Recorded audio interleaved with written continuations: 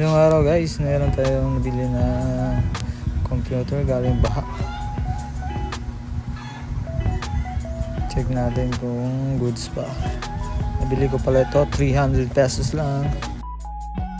Kasama natin si Damulag. Ayan, si Damulag.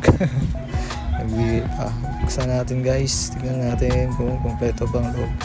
Kompleto pa guys. May hard disk pa, may memory, may may processor din. Basa lang talaga sa tuwang-tuwa si Damulag. Tanggal ko na pala yung hard disk guys. Check natin ito na bago yung motherboard nya. Ngayon nilagay ko naman sa PC ko yung hard disk guys. Magda-download tayo ngayon ng HDD Sentinel para ma-check natin yung health nya kung goods pa ba or hindi. Yan, download natin. Yan, click natin guys, download natin yung file. Hintayin natin matapos ma-download. Hintay lang. Tapos i-install naman natin. Yan, next lang yan guys. Yan, good health pa, 100%. Walang damage. Goods na goods pa.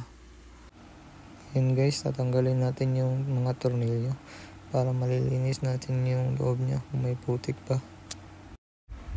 Tapos na natin linisin guys, nakuskus na rin yung mga terminal niya. Yan, balik na natin yung mga tornilyo niya guys. Huwag lang masyadong ipitan para di masira. Sunod na natin yung motherboard guys. Tatanggalin muna natin yung mga RAM. Yan, tatanggalin natin yung power supply connector niya. Tatanggalin yung dapat tatanggalin guys, basta lahat. Tatanggalin natin guys. Huwag natin kalimutan yung battery. Pag nilalaban natin, tatanggalin natin yan. Kanya palang processor guys, A6 7400. Tara guys, laban na natin.